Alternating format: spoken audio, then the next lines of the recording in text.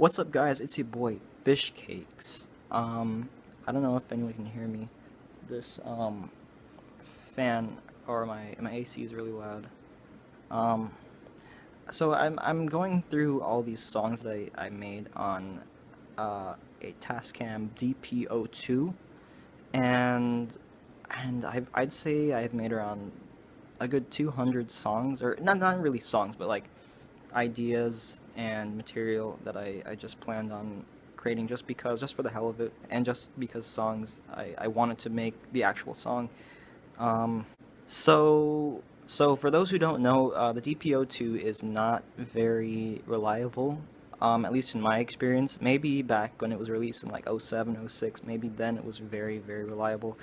Um, but at this point, I've grown over it. This was my first experience, making music, and I really just I want to upgrade. I want to upgrade, and I want to get something that'll get me to something that's a lot more efficient. I think is what I'm looking for. The GPO2 is very good for beginners. It definitely taught me a lot of stuff about recording. Some of that stuff is just really irreplaceable. So, I can't really I can't really say that enough. Basically what I'm trying to do today is I'm going to, I guess I'll just show you some of these songs that I made, and I really want to delete because some of them sound really bad. I'm not gonna lie, they just sound like shit. And, but this one actually doesn't sound that bad, actually. This is just what I think. Tell me what you guys think. If you guys think it sounds good, then hey, that's good, I guess. I don't know. I'm deleting all these songs on here, so just so I can sell it, and get something new. But we'll see. So check it out. So here's the first song. Let's go play. So oh my gosh. So as you can tell, I've done lots and lots of EQing. Just for this particular song. Here's track 2. I have drums. Turn it down a little bit. But I have drums in track 2. Track 3 I have bass.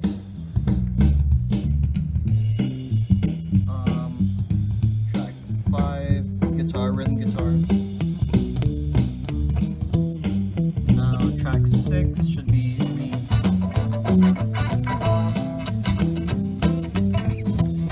So that's lead, and then turn it down a little bit. Now number 7, this is organ.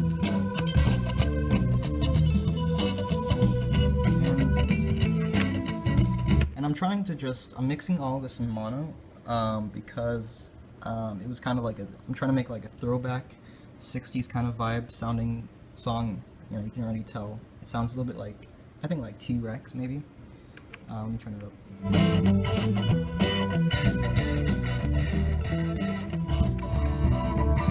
So yeah.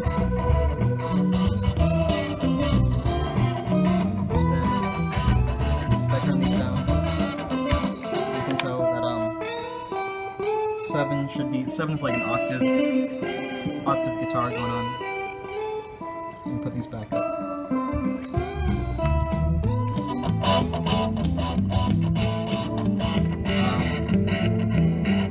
The whole thing is only like 2 minutes long. I'm trying to keep it relatively short. And yeah, I mean, it's been a long time since I've listened to this song, and I was just really surprised. This was actually before I started to use any of my modern. Let me stop that real quick. Yeah, let's stop. This is before I actually used any of my modern equipment. My modern equipment to make stuff.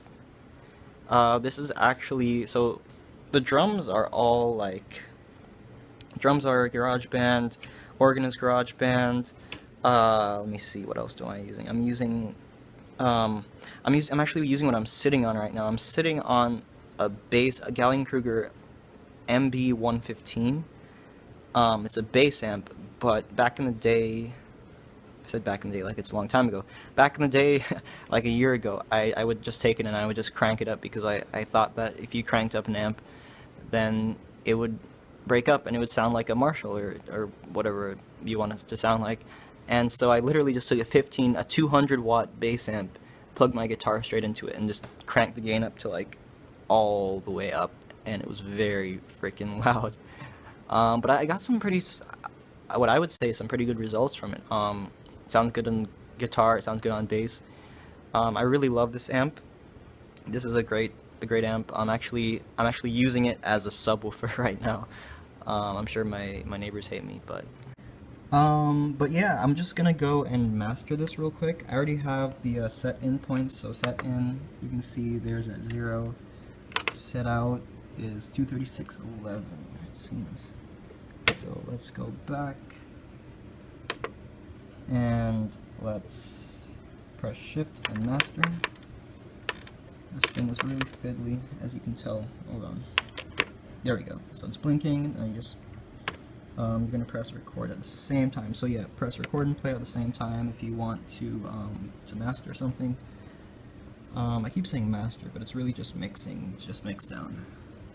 As you can see right here, the button says master, but here we go. So let's set all our faders back to where they were. Hopefully this will sound good.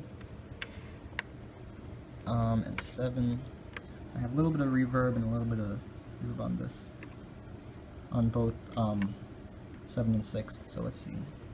I'm gonna set my master volume kind of low. I want to set it like around 5 or 4, maybe right in the middle, just because I don't like stuff to distort and because I can make it louder afterwards. So let's see.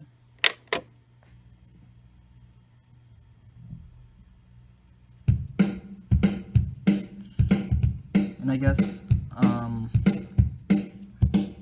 I'm gonna cut right here, and I'll see you guys in a second. Alright, so there you go. I just mixed it, mastered it, whatever you want to call it, on this Tascam DP-02. I'll go stop and rewind all the way, press them both, and brings you back to the 0 mark. And I'll play some of it, just a little bit.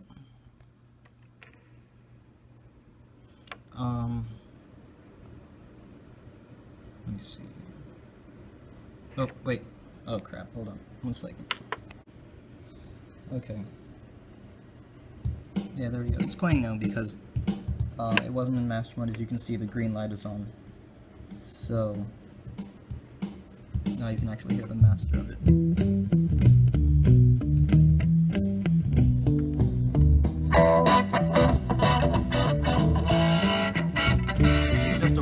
This is all just a one-time mix. I'm not even trying to like listen to it with headphones or anything like that. I'm just mixing it as I go along. I'm trying to get rid of these as fast as I can. But yeah.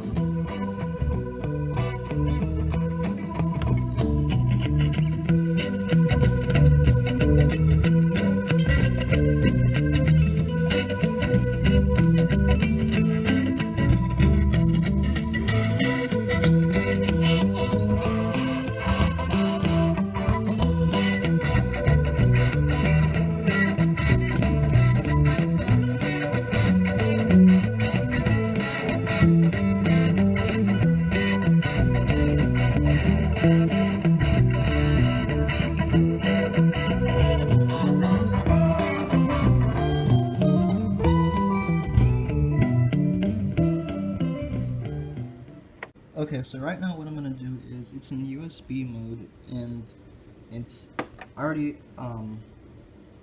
I can pretty much just connect the USB cable into my computer. Now this is the problem that I've been having with this. It's basically that whenever you try to do this, it basically just says that there's something wrong with the device and it needs to be fixed, which I have, I've updated the system. I don't know if that's what they consider to be fixing, but that's why I think this thing just need to not use it anymore. But I'll show you what I mean here. 1 second. Okay, so I plugged it in, and now we have to act really quickly. So we have to go all the way over to. Okay, we have to go all the way over to this side, and we have to click on the WAV file real quick. Find the WAV file, which I named. Where is it? It should be M. I named it mono. So MON 0 LMLP. Hold on 1 second. Okay, there we go. Here it is, mono. Hold it, drag and drop onto my desktop, and it should show up. There we go. So there's mono. I'm gonna close it now. And I'm gonna close the USB, disconnect it, press yes, and it should close. Now, you saw there that it didn't pop up. I'm thinking now maybe it's because maybe I've just had too much stuff on the hard drive. I don't know if that's the case. What's up, guys? It's me from the future here. I was gonna say at the end of that last clip, it cuts out, but I was gonna say that my computer was actually giving me messages telling me that there was something wrong with the device. It actually did so not too long ago. As you can tell, obviously, I shot that first bit all in one day. This is actually a couple days later, later on in the week. But I thought I would just, go ahead and just make this last part just because it doesn't really end that well. So yeah, and it's been a while. I mean, I've deleted at least like 30 songs. This is at least 30 songs later, and I'm looking at what's left, and I'm really proud of myself for just getting rid of all that crap. It's not all crap, by the way. I mean, I'm not trying to bang at myself too hard. But yeah, I mean, I've taken stuff and I've thrown it on my computer, and I'm just trying my best to get rid of this thing. Like I said before, I mean, the Tascam DP-02, it's really sometimes it can be unreliable, and sometimes it gives you all these error messages that you're not really sure about. But I mean, in my opinion, I mean, you know, think about it this way. People are using, Logic, and they're using Ableton, and all this other stuff just to make music. Um, but I think that the hardware element of making music and of mixing music, obviously, is kind of is dying. And I think that the Tascam is one way to kind of revive that. And you know it, I think it's very, very helpful, to have a tool like the Tascam to see, to just to learn, just to learn from it. It's really, sometimes it can be really challenging just to go and to dive into a DAW for your first time, making music. Whereas with the Tascam, it's really self-explanatory. Everything's on the front of it, and I always, in my opinion, I think there's always going to be a place for something like this, for a machine like this. Just for me, I feel like I need to move on. I feel like I've reached that point where I need to get another form of creation, of creating music. It's getting rid of something like this for me is not really just, it's not just a piece of equipment. This was the heart and soul of my music. Every day I'd go on and I'd turn it on, and I'd try to make music, and I'd be really stoked. I'd be really stoked about it, just to play with the faders, go around and, EQ stuff and put reverb on crap. That was obviously after I learned how to put reverb on stuff.